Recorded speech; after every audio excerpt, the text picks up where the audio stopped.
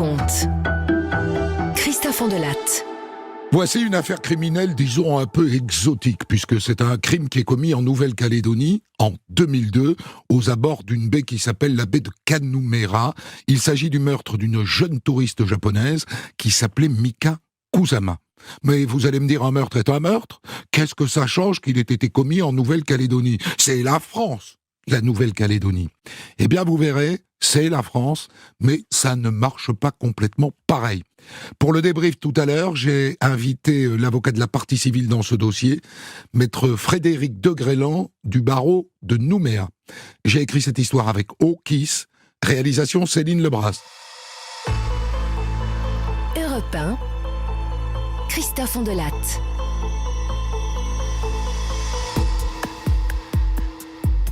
Ah, la Nouvelle-Calédonie, les plages de sable blanc, l'eau émeraude et cristalline, le récif corallien, le paradis, quoi.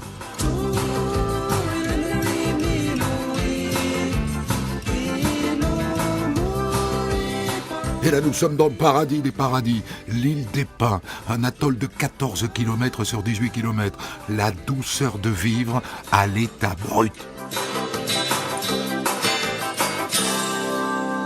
Mais vous vous doutez que je vais casser un peu l'ambiance, n'est-ce pas ? Je ne peux pas m'empêcher de transformer le paradis en enfer. Je me soigne, hein ? Mais pour l'instant, c'est un échec.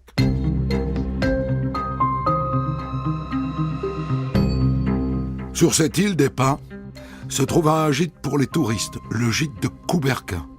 Nous sommes le 2 mai 2002 en fin de soirée, et la gérante est inquiète, au point d'appeler la gendarmerie de Kuto. C'est au sujet d'une jeune japonaise qui voyage seule. Elle a pris un bungalow ce matin, elle devait dîner ici, elle m'a même commandé des langoustes. Et ça fait des heures que je l'attends et j'avoue que je commence à être un peu inquiète. Hein. Mais ne vous inquiétez pas, la pluie ne va pas tarder, elle finira bien par rentrer. Elle s'appelle comment, votre japonaise ? Kusama. Mika Kusama. Bon d'accord, rappelez-nous demain, s'il est toujours pas rentré. Et le lendemain, elle n'est pas réapparue. La gérante rappelle donc les gendarmes. C'est toujours pas de nouvelles. Alors ce matin, elle avait réservé une sortie en pirogue. Le piroguier vient de m'appeler. Il l'a pas vue non plus. Bon, elle s'appelle Mika Kusama, d'après ce que vous m'avez dit hier. Vous pouvez me la décrire ? Oh, elle a 29 ans, d'après ses papiers. Elle est charmante, hein. Les cheveux noirs, longs, plutôt fluettes. Et quand elle est partie hier matin, elle portait une robe jaune, je crois. Oui, jaune. Et elle parle français. Pas trop mal. Les gendarmes de Kuto vérifient les registres des bateaux qui assurent la liaison avec l'île des Pins. Elle n'a pas quitté l'atoll, qui est une île de 155 km². On devrait la retrouver vite. Les gendarmes débarquent donc au gîte de Kuberka. Bonjour madame, vous pouvez nous montrer son bungalow ? Elle n'y a pas dormi une minute, mais elle a laissé ses affaires, suivez-moi. Des vêtements, bien sûr, un agenda, un paquet de cigarettes et une canette de bière. Bon on va signaler sa disparition au parquet de Nouméa, hein. Et puis on va se mettre à sa recherche.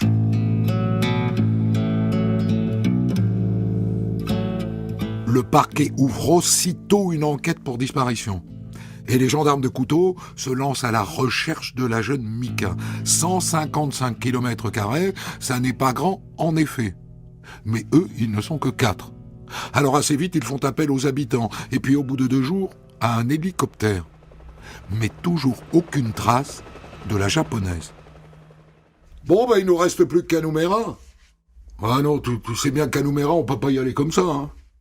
La baie de Kanumera, tout près de celle de Kuto, cache un petit îlot rocher d'1 demi-hectare, accessible à pied à marée basse. Et là où l'autre a raison, c'est qu'en théorie, ce petit îlot corallien est français, comme tout le reste de la Nouvelle-Calédonie. Mais en pratique, disons que ça n'est pas si simple. Car le clan Konou, qui est rétif à la colonisation française, a décidé que ce rocher était à lui. Et donc, pour les gendarmes, débarquer sur cet îlot comme ça, c'est impensable. Impensable. Et pourtant, d'après ce qu'on dit, il s'en passe des trucs sur ce rocher. Toute une faune s'y est installée, toute une tribu de traînes savates. Officiellement, ils sont là pour renouer avec la culture kanak séculaire, le tressage, la sculpture. Mais en vérité, d'après ce qu'on dit, ils consacrent essentiellement leur temps à cultiver du cannabis et de la datura, l'herbe du diable. Si les gendarmes veulent y mettre les pieds, ils doivent d'abord négocier avec les deux grandes gueules qui défendent leur bout de terre. Ambroise, dit Didyme, le chef du clan Konou, et Antoine Konou, son frère. Les Konou étant l'une des 8 familles ancestrales de l'île des Pins.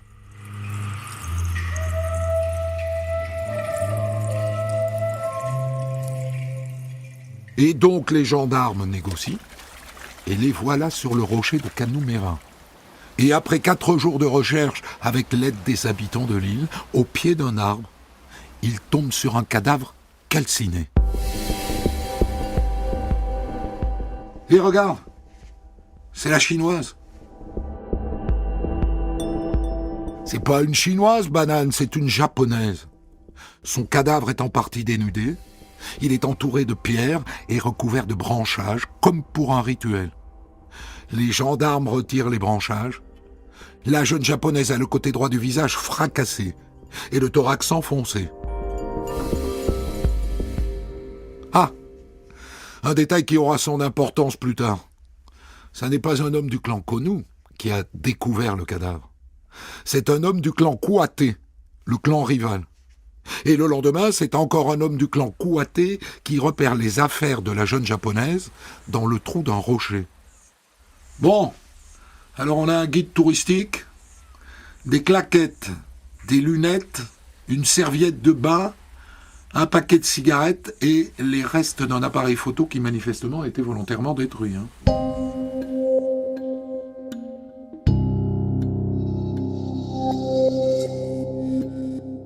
L'autopsie, malheureusement, n'apporte pas beaucoup d'éléments.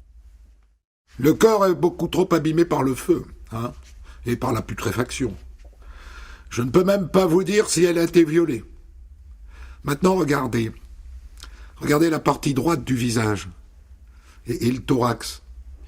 Ils ont été écrasés par un objet lourd et couvert d'arêtes. Moi, personnellement, j'opterais pour une pierre corallienne. Et là, j'appuie sur pause pour faire le point. Qui a pu commettre le crime? Les frères Konou? Ah bah c'est leur île, non? Et puis, ils ont un passé, les deux frérots. Un jour, ils s'en sont pris à des touristes qui avaient eu l'outrecuidance de vouloir visiter leur îlot. Et ils ont été condamnés pour ça. Et Antoine Konou, avec sa barbe hirsute qui lui remonte jusque sous les yeux, a déjà été condamné pour viol. Et puis il y a autre chose. Tous les habitants de l'île des Pins ont participé aux recherches, sauf le clan Konou. C'est pas bizarre, ça? C'est pas suspect? D'autant qu'on commence à avoir des témoignages. Quelqu'un a vu Antoine Konou en compagnie de la japonaise le matin du 2 mai à 10h15. Et un autre a vu le même Antoine Konou avec au doigt une bague de la japonaise. Il l'a décrite, cette bague.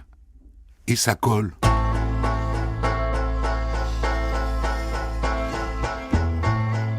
Bon, maintenant, il n'y a plus qu'à arrêter les frères Konou. Le lendemain de la découverte du cadavre, les gendarmes de Couteau, épaulés par des gendarmes mobiles, encerclent la maison des Konou. Didyme Konou se rend sans résister. Mais comme par hasard, son frère Antoine prend la fuite. Rassurez-vous, il est vite rattrapé. Et les voilà tous les deux en garde à vue à la gendarmerie de Couteau. Monsieur Ambroise Konou, vous pouvez nous donner votre emploi du temps pour la journée du 2 mai? Qu'est-ce que vous venez me chercher des histoires? Ça vous a pas suffi de nous prendre nos terres au 19e siècle? Ça n'est pas la question que je vous pose, monsieur Konou. Je vous parle de votre emploi du temps le 2 mai. Un emploi du temps? Est-ce qu'on a un emploi du temps, Chez nous, il n'y a pas d'emploi du temps. Coriace. Et le petit frère Antoine aussi. Antoine, quelqu'un dit qu'il t'a vu avec la japonaise jeudi matin. Mais c'est faux, ça. Moi, je sais pas qui c'est, cette japonaise. Une autre personne t'a même vu avec sa bague au doigt. Mais c'est pas possible, ça. Regardez mes mains. Vous voyez que je peux pas enfiler la bague d'une japonaise. Les gendarmes regardent ses mains, et ce sont de grosses paluches. Sur ce coup-là, il n'a pas tort.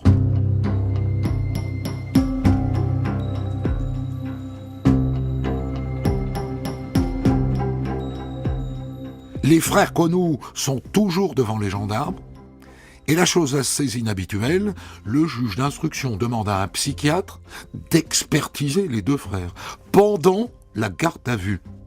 Enfin, d'habitude, les expertises psychiatriques ont lieu beaucoup plus tard, pendant l'instruction. Mais là, c'est tout de suite. Bon, eh bien, je vais vous envoyer mon rapport, hein. Ce que je peux d'ores et déjà vous dire, c'est que ils ont des personnalités que l'on qualifie généralement de psychopathiques, avec tout de même un potentiel d'agressivité nettement supérieur à la normale, une intolérance à la frustration qui est digne d'un enfant de 3 ans, je dirais, une prédisposition au déni et par ailleurs un goût assez marqué pour l'alcool et les stupéfiants. Bon, ben la messe est dite. À la fin de leur garde à vue, les frères Konou sont envoyés à Nouméa devant le juge d'instruction, qui les met tous les deux en examen pour meurtre, et les envoie au Niouf.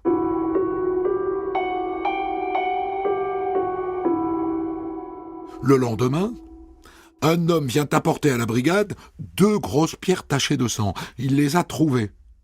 Et c'est encore un couaté. Je les ai trouvées sur le rocher de Kanoumera. Et le laboratoire de Nouméa confirme que le sang est celui de la japonaise. Ces 2 pierres seraient donc les armes du crime. Décidément, les couatés sont une aide précieuse pour cette enquête. Dans la foulée, plus d'une centaine de témoins sont interrogés. « Ah, moi je l'ai vue dans la journée du 2. Elle avait une robe jaune. Ah, moi aussi je l'ai vue. Elle était main dans la main avec un blanc. » Et ça, ils sont plusieurs à le dire. Mais il y a un problème. Il y a 2 autres japonaises sur l'île en ce moment. Et toutes les 2 sont en couple avec un blanc. Alors est-ce qu'ils n'ont pas confondu? Mais bon, explorons cette piste. Et écoutons ce nouveau témoin. Le blanc, là, il avait les cheveux très très courts. Très courts comme un militaire? Ça, c'est très intéressant parce que sur l'île des Pins, justement, il y a une base militaire, l'IGSA. Et en ce moment, 80 soldats s'y reposent après une mission de 3 mois en Afrique. Alors les gendarmes vont voir l'officier qui les commande. « Ah, ça n'est pas possible. Aucun de mes hommes n'a quitté la base depuis le 2 mai. » S'il le dit, on le croit. D'autant qu'on a les frères Konou.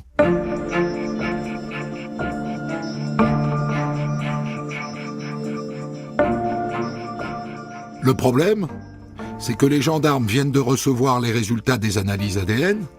Ils espéraient qu'on trouverait l'ADN du ou des tueurs sur le corps de la jeune Mika. Macache. Et aucune trace non plus de l'ADN de la japonaise sur les frères Konou, sur leurs affaires et dans leur barque. Du coup, leurs avocats montent au créneau auprès du juge. Enfin, leur incarcération est abusive, monsieur le juge. Vous n'avez aucune preuve valable de leur culpabilité. Ça n'est pas faux. Résultat, Didim, le chef du clan, est libéré. Mais pas son frère Antoine. Et ça s'explique peut-être parce que, en tant que chef, Didim a pu se payer un bon avocat, alors que son frérot a dû se contenter d'un avocat commis d'office. Et puis, Didim a donné au juge un alibi, et pas Antoine.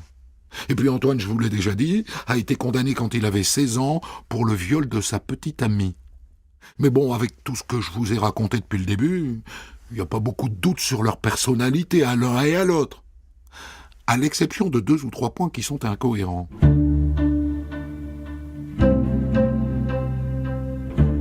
Si les frères Konou sont coupables, pourquoi est-ce qu'ils ont laissé son corps sur leur rocher? Ils devaient se douter qu'on allait immédiatement les incriminer. Pourquoi est-ce qu'ils n'ont pas transporté le corps d'un coup de barque sur l'île des Pins? Ou pourquoi ne l'ont-ils pas balancé à la mer, au-delà de la barrière de corail? Ça aurait fait la joie des requins. Ça ouvre une porte, tout ça. Et si quelqu'un avait volontairement transporté le corps de la jeune Mika Kusama sur le rocher des Konu pour les faire tomber? C'est une hypothèse qui tient la route. Mais ça n'intéresse pas beaucoup le juge d'instruction qui décide, après moins de 2 ans d'enquête, de renvoyer les 2 frères Konu devant la cour d'assises.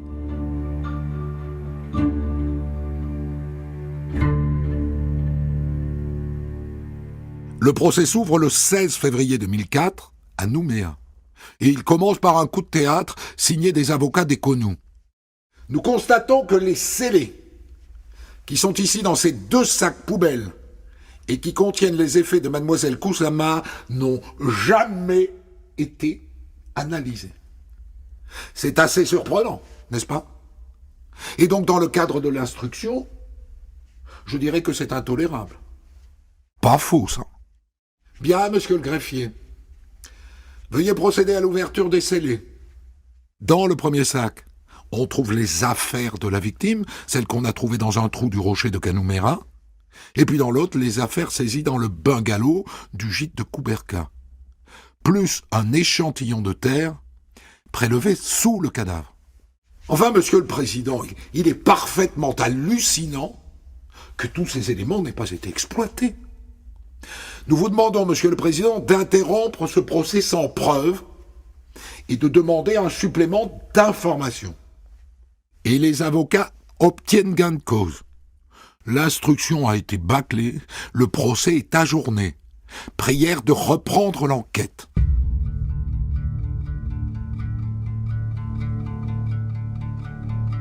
Assez vite, Antoine Konu, qui est en tôle depuis 3 ans et 4 mois, est libéré. Et il rejoint son frère aîné sur l'île des Pins. Et le juge se met à exploiter les fameux scellés. Rendez-vous compte, même la pellicule de l'appareil photo jetable et fracassé retrouvé près du cadavre n'a pas été développée. C'est assez dingue. Alors on développe la pellicule. Elle ne contient pas grand-chose d'intéressant. Des photos comme tous les touristes en prennent. Le lagon vert émeraude, la nature luxuriante. On envoie les photos aux parents de la jeune Mika au Japon. C'est très étonnant. Habituellement, notre fille ne prenait pas ce genre de photos. Des paysages. Ça ne lui ressemble pas. Notre fille prenait des photos des gens plutôt. Et là, hypothèse. Et si cet appareil photo jetable retrouvé près du cadavre n'avait rien à voir avec le crime? S'il avait appartenu à quelqu'un d'autre? Les mégots, maintenant, retrouvés près du corps. Le juge les envoie au labo avec pour mission de dégager de l'ADN. Désolé, hein. On a trouvé des ADN inconnus, mais qui ne sont pas les ADN des 2 frères connus. Hein. Décidément, quand ça veut pas, ça veut pas. Ensuite, on procède à la traduction de l'agenda de la japonaise. Il s'avère que c'est une sorte de journal intime dans lequel elle parle de garçons. La police nippone est mise à contribution. We would want to know if one of her boyfriend was in Caledonia in May 2002. Est-ce que l'un de ses petits copains était en Nouvelle-Calédonie à l'époque? La réponse est non. Les petits copains sont restés au Japon.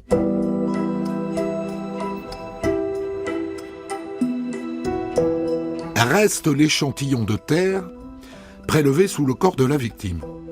Cette terre, le juge jusqu'ici n'avait pas pensé à la faire analyser. C'est dingo! Et l'analyse détecte la présence d'un accélérateur de feu. Et ça, c'est typiquement le genre de produit qui est utilisé par les soldats pour démarrer le feu lors d'un bivouac. Retour donc de l'hypothèse de l'implication de militaires de la base de l'IGSA, qui entre-temps sont rentrés chez eux, bien sûr. Alors est-ce que pour autant il faut absolument les chercher? Ça serait un travail titanesque. Et sans doute pour rien, parce que finalement, il n'y a pas que les troufions qui utilisent ce genre de produit à base de white spirit pour allumer un feu. Bon ben, on n'a pas beaucoup avancé, hein.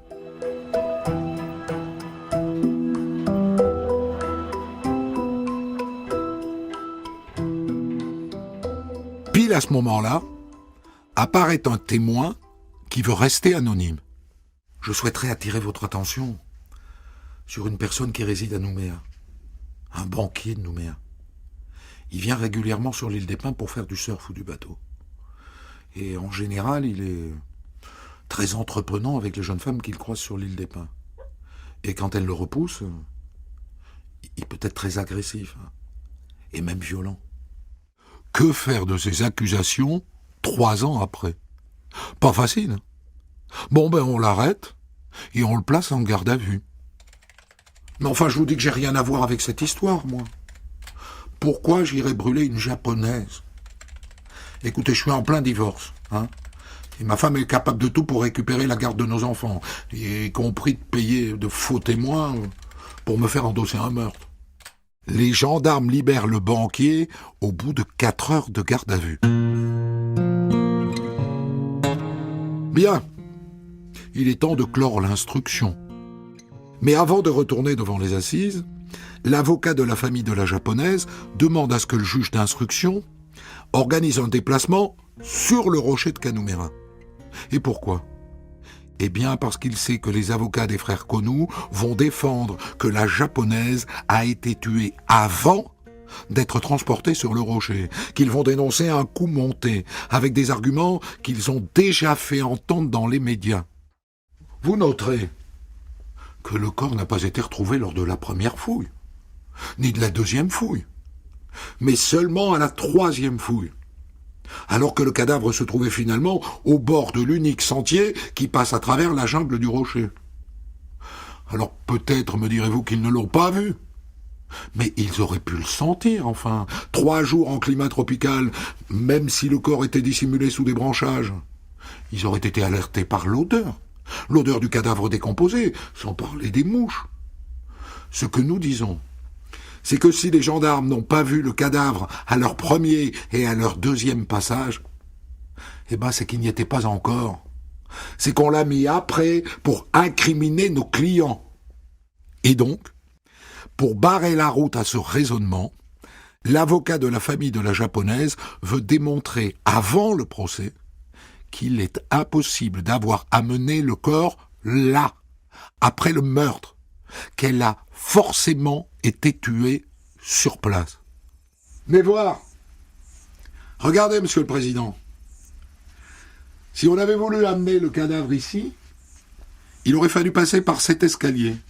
Et vous voyez l'état des marches? Pour descendre cet escalier, vous constatez qu'il faut se tenir sur le rocher avec les mains. Comment voulez-vous que quelqu'un, et même 2 personnes, aient pu transporter un cadavre ici? C'est impossible, monsieur le juge, c'est impossible. Elle a forcément été tuée là où on l'a trouvée. L'avocat d'Antoine Konou, qui défend lui l'idée que quelqu'un d'autre a tué la japonaise et qu'on a voulu faire porter le chapeau aux frères Konou en portant le cadavre sur leur territoire, n'est pas du tout convaincu par la démonstration. Moi, je dis qu'un homme en forme peut très bien avoir gravi le rocher en portant le cadavre sur son épaule. J'en suis convaincu.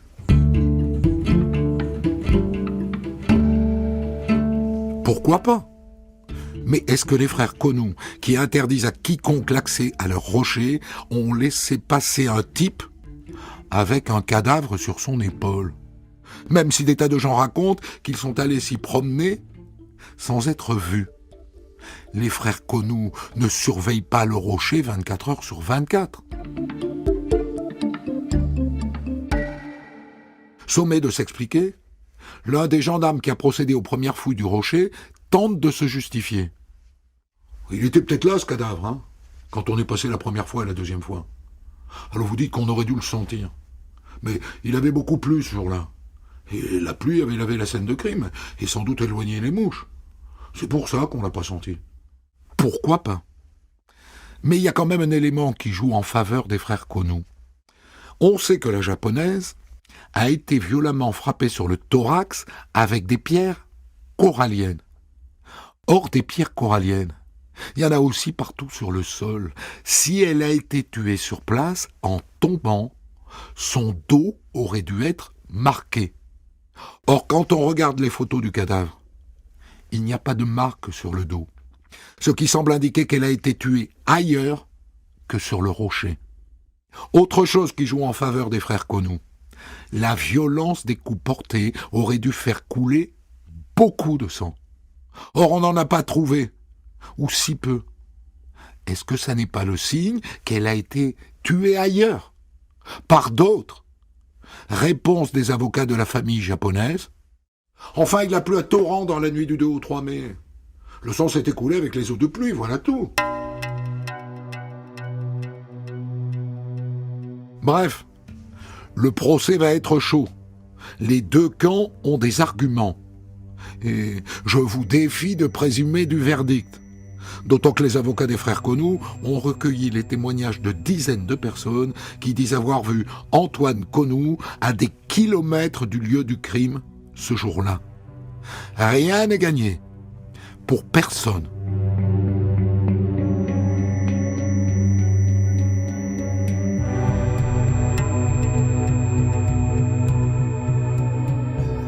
Le procès s'ouvre le 28 novembre 2007, 5 ans après le meurtre de la touriste japonaise, devant la cour d'assises de Nouméa.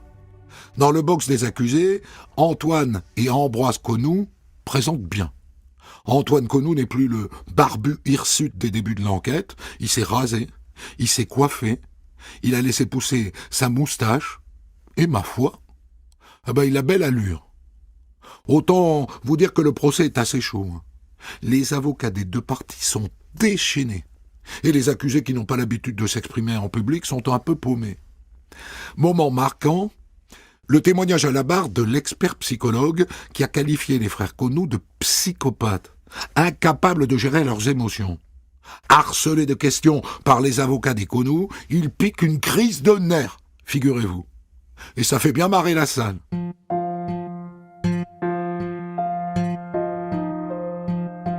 Après 3 semaines et demie d'un procès très violent, l'avocat général requiert l'acquittement pour Ambroise Konu, mais 20 ans de réclusion pour Antoine Konu. Après 7 heures de délibéré, Ambroise Konu est effectivement acquitté et son frère Antoine prend 15 ans. Mais bien sûr, le parquet fait appel de l'acquittement d'Ambroise et Antoine fait appel de sa condamnation à 15 ans. Il y aura donc un deuxième procès. Et en attendant, Antoine Konu est envoyé derrière les barreaux. Mais à la faveur d'une erreur dans la rédaction du mandat de dépôt, il est libéré après 5 mois de détention.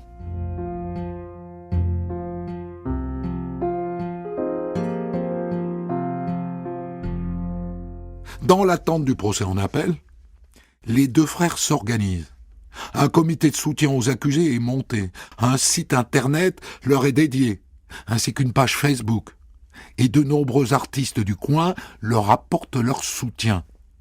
A priori, ça ne devrait pas peser sur la cour d'assises. Mais allez savoir. Leur procès en appel débute le 14 avril 2009, 7 ans après le meurtre de Mika Kusama. Au banc des accusés, les frères Konu ont beaucoup changé. Depuis 2 ans, ils ont appris à se défendre. Et il devient difficile de voir en eux les sauvages décrits par l'accusation. Et le médecin légiste leur apporte un sacré coup de main. J'avoue que je suis surpris qu'à l'endroit où le corps a été retrouvé, on n'ait pas trouvé une marque de sang. Au regard des blessures, ça me paraît très improbable. Et forcément, ça vient renforcer la théorie d'un meurtre commis en dehors du rocher, par d'autres personnes. Et ça explique le verdict. Au terme d'1 heure et demie de délibéré, les 2 frères Konu sont acquittés du meurtre de Mika Kusama. À cette annonce, le clan Konu explose de joie. Et nous, on ne saura jamais qui a tué la japonaise.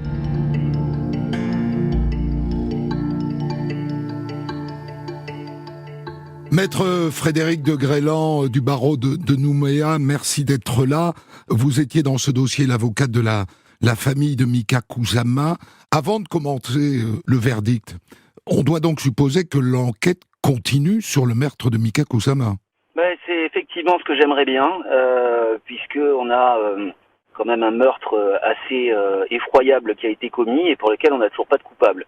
La dernière fois que j'ai posé la question au procureur, le précédent procureur, il m'avait répondu de façon assez cash en m'indiquant que il n'avait pas envie d'empoisonner les gendarmes avec un cold case qui était déjà trop vieux. Et donc j'ai un peu l'impression de me battre tout seul, mais je suis pas prêt à renoncer quand même. Une question, parce que en filigrane, il y a ces surprises qu'on a de l'implication de la famille du clan Kouaté, à la fois dans la découverte d'un certain nombre de preuves et même dans la découverte du cadavre. Est-ce que la piste Kouaté est une piste susceptible d'apporter du nouveau ? À mon avis, pas du tout. En fait, ce qu'il faut se figurer dans la topographie des lieux, c'est que vous avez sur la plage, une plage qui est assez courte, très jolie mais assez courte, avec le rocher pile en face et au milieu, vous avez, en gros, vous avez deux familles qui vivent. La famille Kouaté et la famille connue. Et la famille connue est celle qui a revendiqué le rocher et qui se l'est littéralement approprié. Donc c'est ce qui faisait d'eux les suspects initiaux. Le clan Kouaté, en fait, on n'a jamais trouvé d'éléments probants qui permettent de les impliquer. C'est pas, à mon avis, une piste sérieuse. C'était surtout des affaires de politique, puisqu'il y avait pendant le même temps la désignation du petit chef de la tribu. Donc c'est le représentant Kouaté qui a été désigné, et ils ont vu ça comme une cabale, et que c'était destiné en fait à écarter les connus de la chefferie. Tout ça me paraît assez fumeux, pour tout vous dire, et pas en rapport avec le dossier. En revanche, il y a d'autres pistes, et une en particulier qui est beaucoup plus intéressante et beaucoup plus sérieuse. En 2 mots, vous dites qu'il y aurait une autre piste pour vous. Vous pouvez nous dire laquelle ?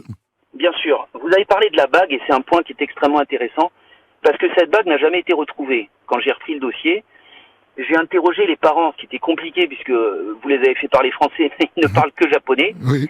Et les parents donc m'ont confirmé que leur fille avait bien une bague, et ils m'ont envoyé une photo de cette bague. En fait, elle avait acheté 2 bagues, une pour sa meilleure amie, une pour elle. Et la bague qu'elle avait, elle ne l'a quittée jamais, enfin elle la gardait toujours avec elle, mais elle ne la portait jamais en journée. Elle ne la portait qu'en soirée et à l'index. Et donc cette bague, comme on l'a pas retrouvée au Japon, on l'a pas retrouvée non plus dans ses affaires et dans son sac. Cette bague avait disparu, elle avait été volée. Et donc la personne qui a dit avoir vu Antoine avec cette bague, eh bien, il a quand même fait une description de cette bague. Oui. Il avait dit c'est un petit anneau avec un diamant dessus, donc un solitaire avec juste un diamant. Il avait peut-être une chance sur 100 de tomber juste, quoi. Et la personne en question dont je vous parle, c'est un Kanak, c'est pas un joaillier, c'est un docker de l'île des Pins. Comment cette personne peut avoir vu cette bague si elle n'était pas au doigt d'Antoine ? Et je suis à peu près certain aujourd'hui qu'Antoine n'y est pour rien, effectivement, dans cette histoire. Le fait de l'avoir décrite, cette bague, pour moi, démontre que cette personne l'a vue, et s'il l'a vue, c'est qu'il l'a tuée avec Mika Kusama. Mais cette personne, vous n'avez pas son nom. Ah si, j'ai son nom, bien sûr, mais je peux pas le donner à la radio non plus. Je m'en doute. Ça constituerait une accusation, mais j'ai fait un très long dossier récapitulant tout ça pour l'avocat général et le procureur de la République, en expliquant tout ça, puisque y a un certain nombre de choses. Par exemple, vous avez dit que les gendarmes sont allés 3 fois sur le rocher. Non, la seule fois où ils sont montés sur le rocher, c'est après que le corps ait été découvert. C'est à ce moment-là seulement qu'ils ont fait le tour du sentier, qui fait quand même une circonférence d'un demi-hectare, comme vous l'avez dit, donc qui est assez long, escarpé, difficile à trouver. Pour moi, les gendarmes ne sont pas montés sur le rocher pour vérifier avant. En revanche, ce qui a été découvert par des gens de l'île des Pins, et ça c'est d'un des témoignages, c'est une empreinte de pas à l'entrée du rocher, sur le sable, d'une chaussure Caterpillar, donc il y avait la marque 4, et il se trouve que la personne en question qui a dit avoir vu Antoine avec cette jeune fille, qui est la même qui a dit avoir vu Antoine avec la bague, porte ses chaussures 4. Donc il y a beaucoup de choses. Je vois pas d'autres hypothèses crédibles dans cette histoire. Le gars en question, en plus, est atteint de schizophrénie. Et il faisait partie d'une liste un petit peu étrange qu'avait donné le psychiatre, médecin-chef de l'hôpital psychiatrique de Nouméa, en disant il avait fait une liste de 5 noms de personnes qui étaient susceptibles d'avoir commis ça, de personnes qu'il avait eues, lui, en soins. Et je crois qu'il était le 2e sur la liste. D'abord, comment est-ce que vos clients, qui sont donc japonais, qui ne parlent pas français, qui sans doute n'ont rien compris à ce procès, ont encaissé le verdict d'acquittement? Alors, je vais vous dire, d'abord, je pense qu'ils ont compris et suivi, puisqu'il y avait 2 traducteurs en permanence pour leur traduire tout ce qui se passait. Ils ont été choqués par le déroulement. Vous avez parlé de grande violence. C'est vrai que les avocats de la défense ont été à ce moment-là assez violents, notamment dans la façon de parler, notamment en reprenant le terme de chinoise ou de japonaise au lieu de parler de son nom. C'est pas chosifié, c'est une victime avec un nom et un prénom. C'est une personne. Et ça, ils l'ont mal vécu. Par contre, le fait que autant d'importance ait été accordée à leur fille, sur une enquête aussi longue, sur autant de temps, etc., déjà pour eux c'était quand même très important. Ils sont japonais, j'ai envie de dire, c'est un peu une lapalissade, mais ils ont un comportement qui est quand même très zen. Moi j'ai beaucoup appris avec eux de ce côté-là. Et le fait pour eux d'avoir pu aller sur le rocher, puisqu'ils ont réussi à faire cette démarche, de voir l'endroit où leur fille a été tuée, de voir ensuite là où ses restes ont été enterrés, et d'avoir pu, je me souviens en particulier que la maman avait apporté une dent de lait de sa fille qu'elle a pu aller déposer sur la tombe. Ils en sont repartis quand même rassérénés, parce qu'ils étaient, leur fille a été prise en considération, leur fille n'a pas été oubliée, et le verdict finalement pour eux importait moins que pour moi, j'ai envie de dire. Parce que vous, comment vous l'avez encaissé, ce verdict d'acquittement? Difficilement, parce que j'avais pas encore fait tout ce travail de rétrospectif. Et donc, il y avait beaucoup de choses qui me paraissaient étranges dans la défense d'Antoine. Ces témoins qui apparaissent à la dernière minute, qui sont cités par la défense et qu'on n'a jamais entendu le cours de l'instruction. Donc, ils sont entendus 5 ans après.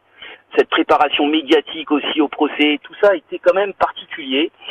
Et donc, moi, j'étais à ce moment-là encore convaincu de la culpabilité d'Antoine. Mais vous ne l'êtes effectivement, vous savez, cette histoire du rasoir de l'Occam, quand vous avez plusieurs hypothèses, c'est souvent la plus simple qui est la bonne. Et dans cette affaire, soit vous avez 100 personnes à l'île des Pins qui ont menti, soit vous en avez une. C'est-à-dire que toutes les personnes qui sont venues témoigner en faveur de Antoine Connu ont nécessairement menti si l'autre personne, celle dont je parle depuis le départ, a dit la vérité. Donc quand vous avez ça nécessite un espèce de complot monstrueux qui me paraît quand même assez peu probable. L'hypothèse la plus probable, c'est qu'effectivement, celui qui était le principal dénonciateur d'Antoine est celui qui a menti.